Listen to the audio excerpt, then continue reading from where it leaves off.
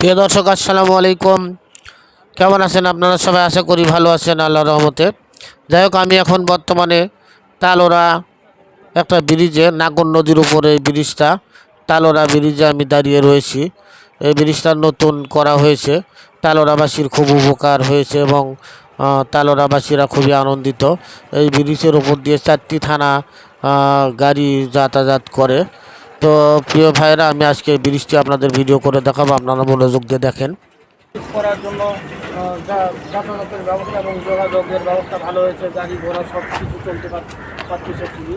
আর তালোড়া কিন্তু বাণিজ্যিক এলাকা, শিল্প এলাকা বললেই চলে। এখানে বড় বড় শিল্প কলকারখানা, রাইস মিল থেকে শুরু করে অনেক কিছুই রয়েছে। ব্যবসা করার মতো ভালো জায়গায় তালোড়া।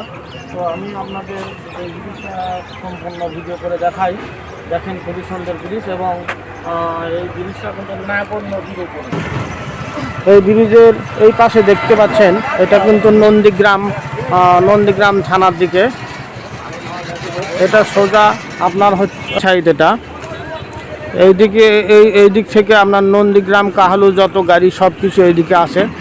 আর এই পাশে একটা বিশাল একটা নাগর অটো রাইস মিল দেখতে পাচ্ছেন এটা।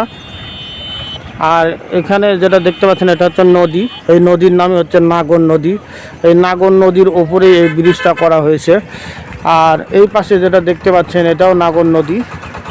এটা হচ্ছে পশ্চিম দিকে। আর এটা হচ্ছে যে আপনার দুপচাচিয়া, আদমদিঘি, দুপচাচা, এই চাষার যত গাড়ি এই দিক থেকে আসে।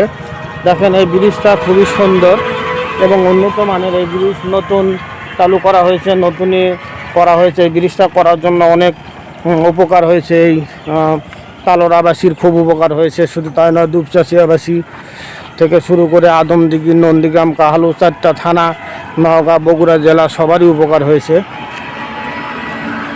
এটাই হচ্ছে নাগর নদী। বর্তমানে এই নাগর নদীতে কোনো পানি নেই, পানি খুবই কম। দেখেন,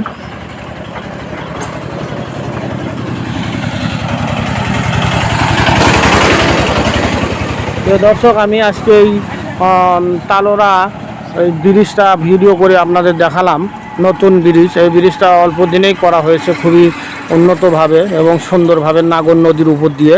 তো তালোড়াবাসী খুবই আনন্দিত এই ব্রিজটা করার জন্য এবং খুবই উপকার হয়েছে তালোড়াবাসীর, ব্যবসা বাণিজ্য থেকে শুরু করে বিভিন্ন কাজকর্মের জন্য। তো যাই হোক, আজকে আমার এই ভিডিওটি কেমন লাগলো অবশ্যই লাইক কমেন্ট করে জানাবেন এবং পরবর্তীতে আমি নতুন কোনো ভিডিও নিয়ে আপনাদের সামনে হাজির হব। সেই পর্যন্ত আপনারা অপেক্ষা করুন। খোদা হাফেজ।